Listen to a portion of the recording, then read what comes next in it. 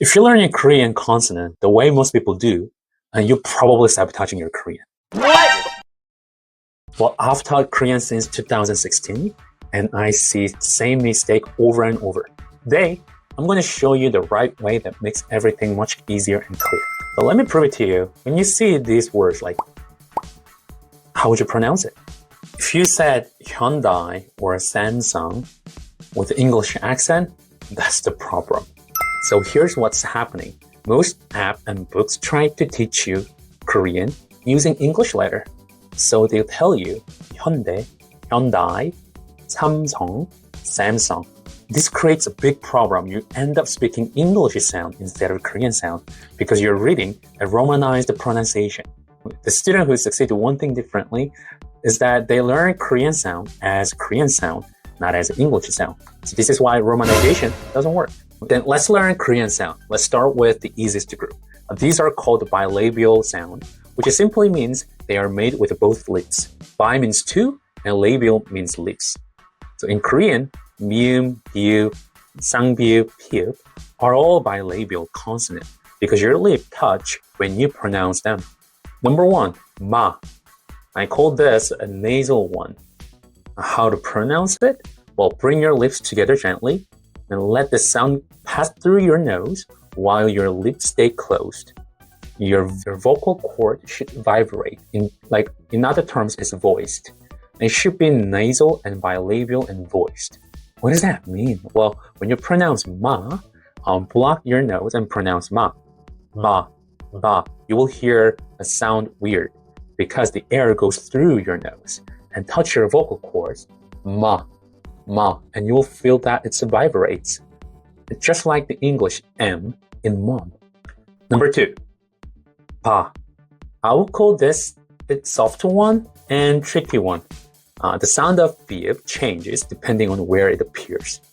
How to pronounce it? First, close your lips and build up light pressure and release it gently without a puff of air. But this is tricky because depending on where the bib locates, the sound can be changed. For example, when the word position at the beginning of the word, like banana, do you hear B or do you hear P? It should be B, but more closer to P. It's a soft like P in spin. When it comes to middle of the word, like 아버지, what do you hear? It should be closer to B.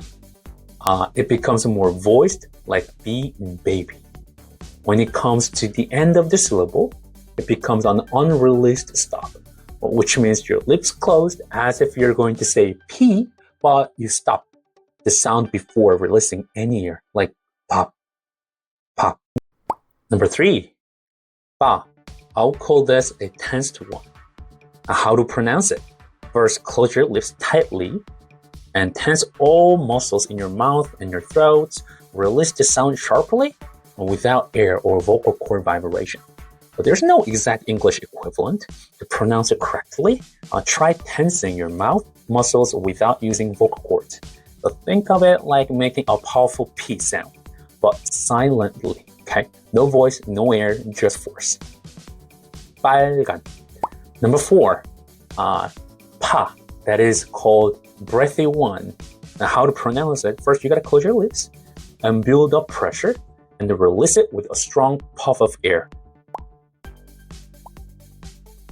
Like a small explosion. This is why I call this like breathy one. Like English P in pin.